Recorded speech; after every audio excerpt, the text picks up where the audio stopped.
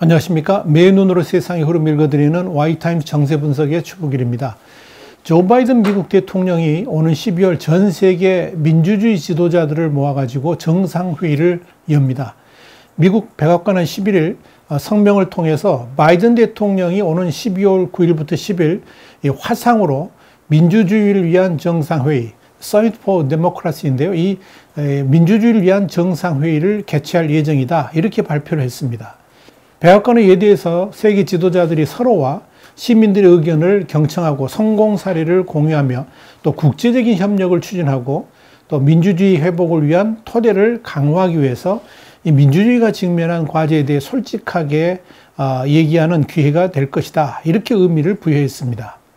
백악관은 이어서 정상회의는 권위주의 방어, 부패와의 싸움, 인권 존중 증진 같은 이 세 가지의 주요 주제에 대한 전념과 계획에 활력을 불어넣을 것이다. 이렇게 밝혔습니다.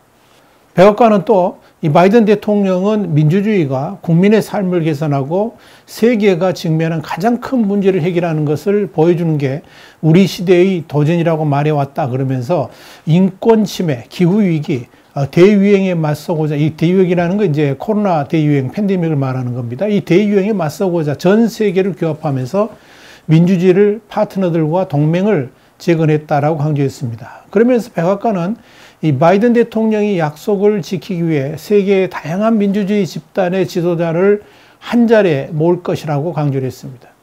12월 화상회담 뒤에 2022년, 그러니까 내년에는 대면 회담도 예정이 되어 있습니다.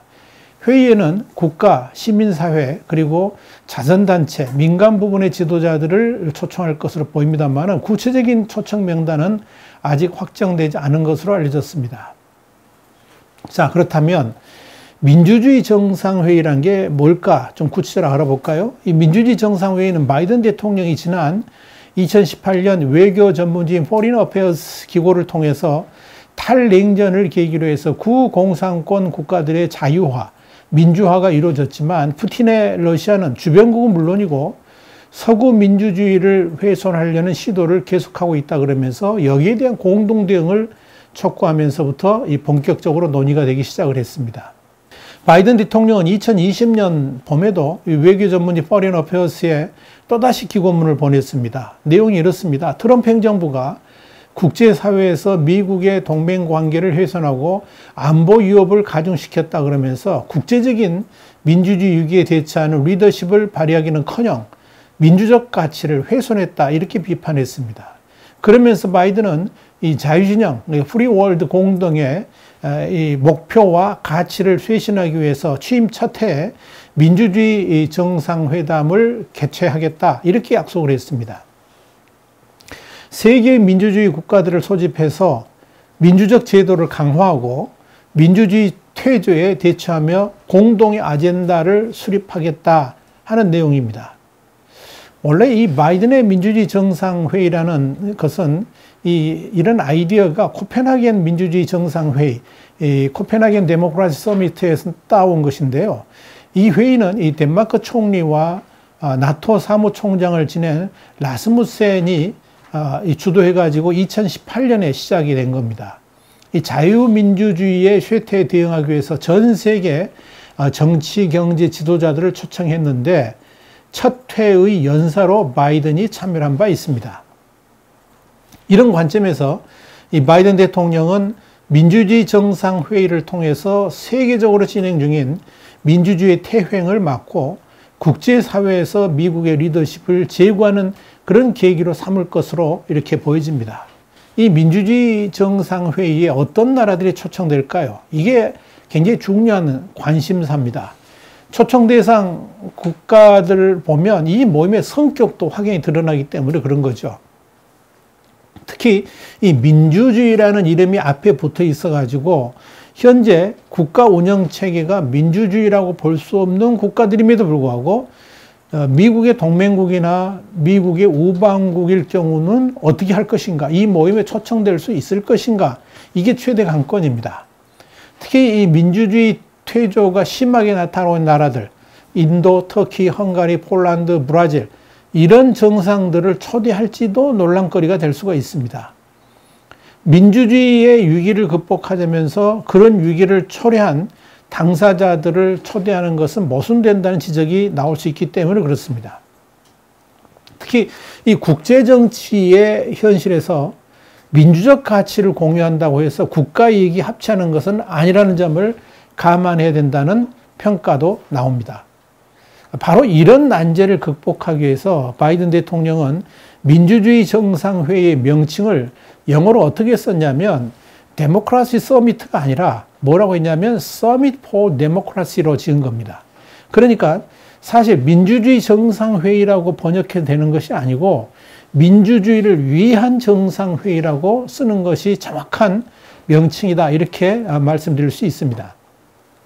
그렇게 되면 어떤 나라를 초청할 것인가에 대한 논란에서 상당히 좀 자유로워질 수가 있습니다. 다시 말씀드려서 지금 당장은 누가 보더라도 민주주의 체제는 아닐지라도 그런 방향으로 지향점을 삼고 나아가는 나라들, 그런 국가들까지도 초청해도 문제가 없다는 것을 이야기해 준다 이야기입니다.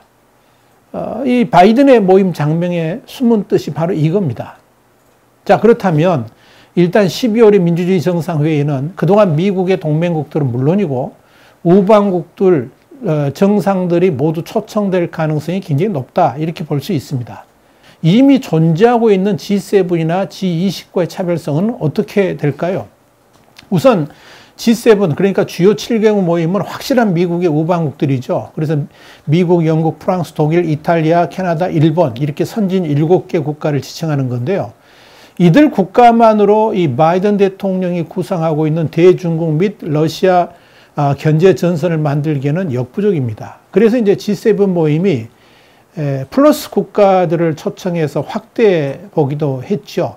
그 역시도 미국의 구상을 펼치기에는 참여 국가들이 제한됩니다. 많아야 10개, 11개 국가, 12개 국가 이러지 않습니까? 물론 G20도 있습니다. G20은 이 선진 7개 나라 정상회담, 그러니까 G7하고 유럽연합, EU의 의장국, 그리고 신흥시장 12개 나라 같이 이렇게 해서 전부 이제 20개 나라를 회원을 하는 국제기구죠. 여기서 이제 신흥시장 12개 나라에는 대한민국을 포함해가지고 아르헨티나, 오스트레일리아, 브라질, 중국, 인도, 인도네시아, 멕시코, 러시아, 사우디아라비아, 남아프리카 공화국, 터키 등이 포함됩니다. 문제는 이들 G20에는 중국과 러시아가 포함되어 있다는 점입니다. 따라서 이 G20을 활용해 가지고 대중국 및 러시아 견제 정책을 사용할 수가 없겠죠. 그래서 나온 방안이 바로 민주주의 정상회의라는 이름으로 미국이 구상하는 대중국 견제 국가 블록을 만들겠다, 이런 겁니다.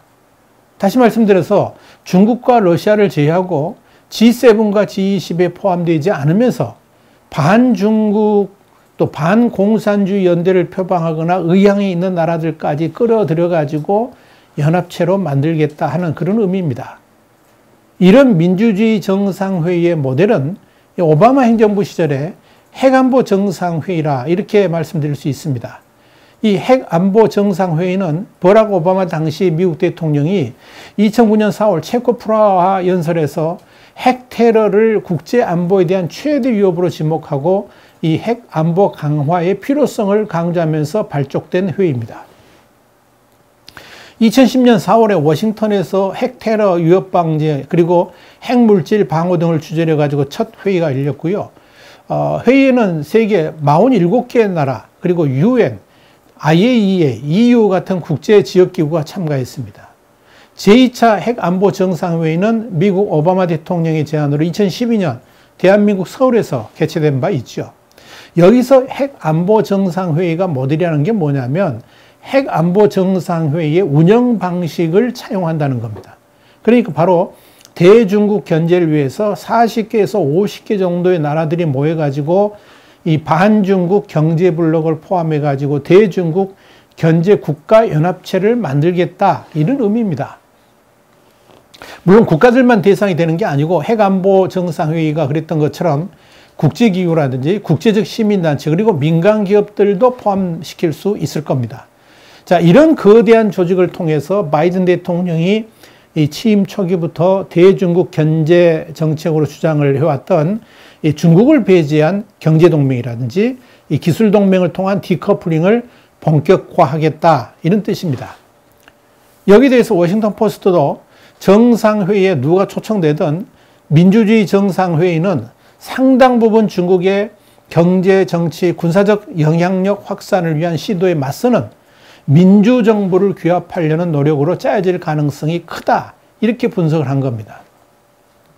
물론 오는 12월에 화상회의 때부터 이렇게 대규모로 가지 않는다 할지라도 내년에 대면으로 열리게 될 회의에서는 본격적으로 40에서 50개 정도 국가의 정상들이 모여가지고 민주주의 국가들에 의한 경제동맹 및 기술동맹을 구체적으로 실현해 나갈 가능성이 높다, 이렇게 말씀드릴 수 있습니다.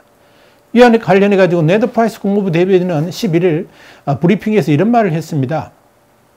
우리는 다양한 지역에서 기존 민주주의와 신흥 민주주의의 국가와 접촉을 했다 그랬습니다. 그러면서 이번 회의의 목표는 가능한 한 포용적이 되는 것이다. 많은 나라들을 감싸 안는 거죠. 이렇게 하겠다는 이야기입니다. 이 국무부가 개설한 민주주의를 위한 정상회의 홈페이지에는 정통적인 미국의 우방국 외에도 이라크, 우크라이나, 콜롬비아, 케냐 같은 신흥국들이 민주주의 정상회의에 초대될 수 있다는 것을 내비치고 있습니다.